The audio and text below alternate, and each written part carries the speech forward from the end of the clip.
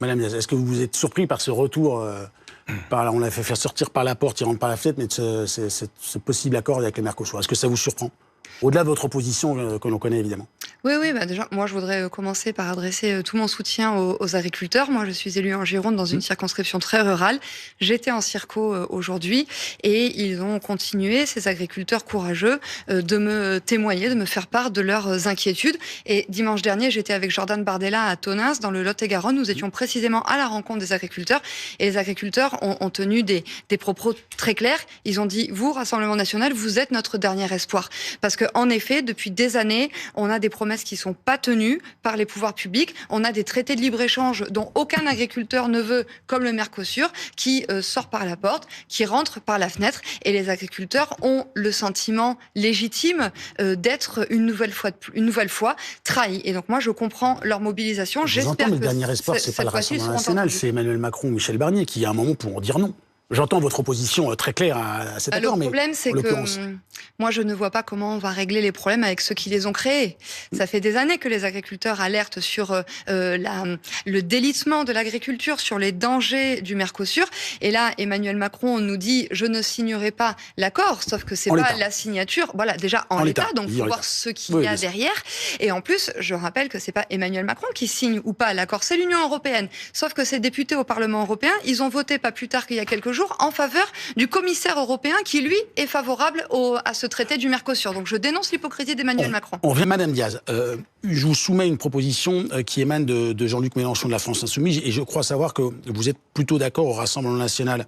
C'est de proposer un débat, un vote, c'était le cas dans l'hémicycle évidemment, pour que l'Assemblée nationale, pour que les députés français puissent se prononcer contre, en l'occurrence, contre cet accord Mercosur. Est-ce que c'est une initiative que vous renouvelez le soutien à cette initiative qui va de nouveau faire son retour à partir de demain ou cette semaine via Aurélie Trouvé de la France Insoumise? Est-ce que c'est quelque chose qui a votre soutien officiellement? Ah oui, que les choses soient claires. Nous, dès lors qu'il s'agit de redonner la parole au peuple ou dès qu'il s'agit d'avoir des débats au Parlement, nous y sommes favorables.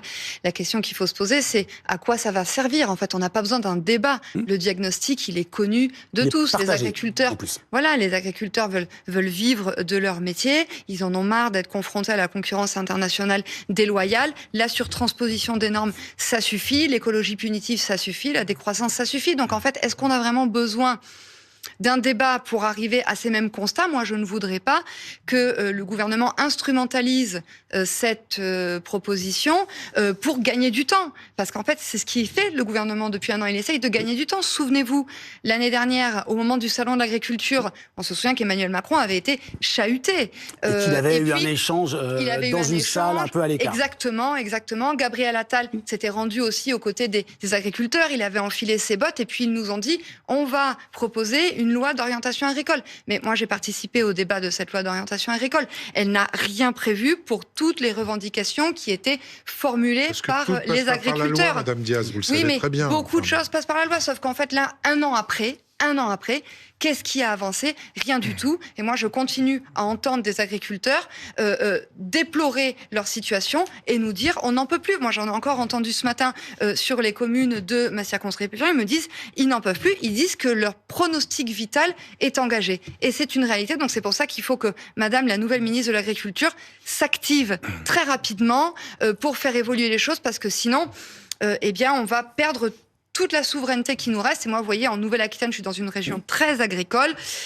Et dans ma région, c'est entre 5 et 6 exploitations agricoles qui ferment par jour. Vous avez dit, en gros, qu'il fallait que les politiques balayent devant leur porte. Moi, je ne me mets pas là-dedans. Parce que nous, au Rassemblement National, nous n'avons aucune responsabilité dans la situation subie actuellement par les agriculteurs. Nous avons été impeccables, irréprochables, que ce soit au Parlement européen, quand nous avons, par exemple, voté il y a quelques mois contre l'accord de libre-échange entre l'Union européenne et le Chili. Nous sommes les seuls à ne pas nous soumettre à l'idéologie de la décroissance des écologistes qui veut favoriser l'écologie punitive. Nous sommes favorables à une grande loi intitulée « Mangeons français » et notre programme en matière d'agriculture durant la présidentielle était parfaitement clair. Il est d'ailleurs toujours disponible sur notre site internet. Et ce sera le mot de la fin.